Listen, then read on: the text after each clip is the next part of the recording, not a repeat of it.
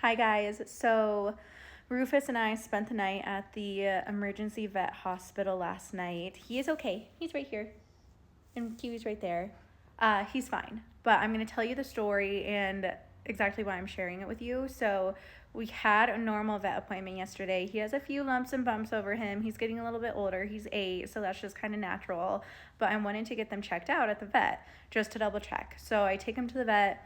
Everything checks out with the lumps. They're just like fatty pockets basically, so they're pretty much good to leave on unless they start to make him uncomfortable. But while we were there, we got the flu vaccine, the like doggy flu vaccine.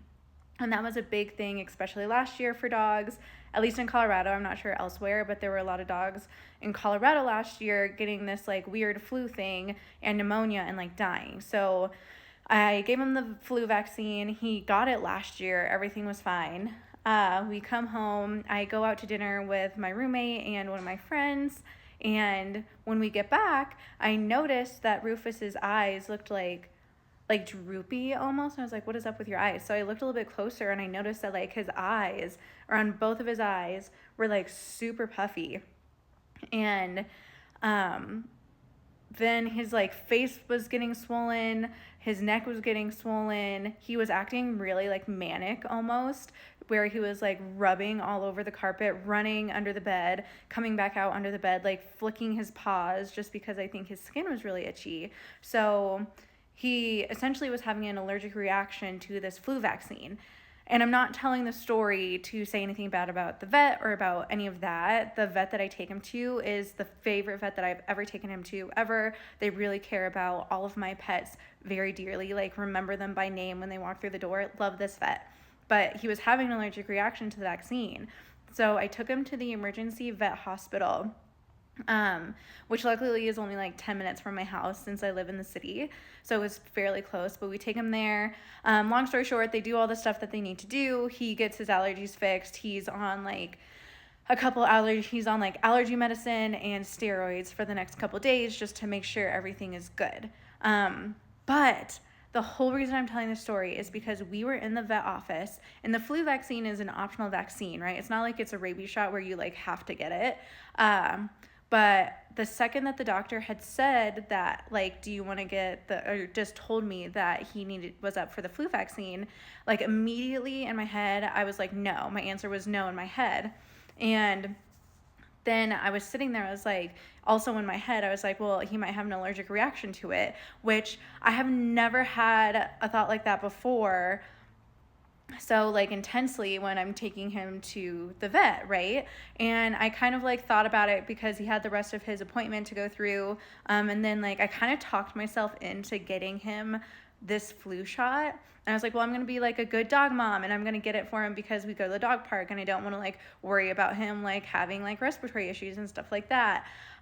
So I kind of like convinced myself to do it, even though like still in the back of my mind, I was like, I probably shouldn't like get this vaccine. And also I like thought it was weird because I literally thought like he might have an allergic reaction to it. But like Rufus has never had an allergic reaction to anything, including last year's flu shot. So that is crazy. And then usually the doctors come in, they'll tell you just to like watch for like signs of of an allergic reaction to vaccines. They didn't say that to me this time. And like I was like, is there anything I should watch for if he has an allergic reaction? And even the doctors were like, well, it's very, very rare for that to happen with like a flu vaccine. But the fact that I even brought it up is like crazy to me. So like the whole point of the story, I'm getting there, I promise. The whole point of this is that you should always, always, always, always listen to your intuition, because if I had listened to my intuition in that doctor's office about the vaccine, then we could have prevented all of the stress for Rufus, all the stress that Kiwi went through being left home alone because she hates that. She has really bad separation anxiety from Rufus. But if I had listened to my intuition, because my intuition the whole time I was in the doctor's office literally was like saying like, no, don't get this. And the whole point is like, listen to your intuition. there will always be like reasons to do the other thing that your intuition is not telling you not to do. And sometimes there's very valid reasons for not listening to what your intuition is saying. And sometimes it's really easy to talk ourselves out of listening to our intuition. But every single time I do this, every single time I do not listen to my intuition, every single time I ignore it or do the opposite thing, it always proves to me that I need to be listening to my intuition. And this is one of those things, because literally my intuition was like, no, don't get the flu vaccine. And then it was like, he could have an allergic reaction, like literally stating what was going to happen.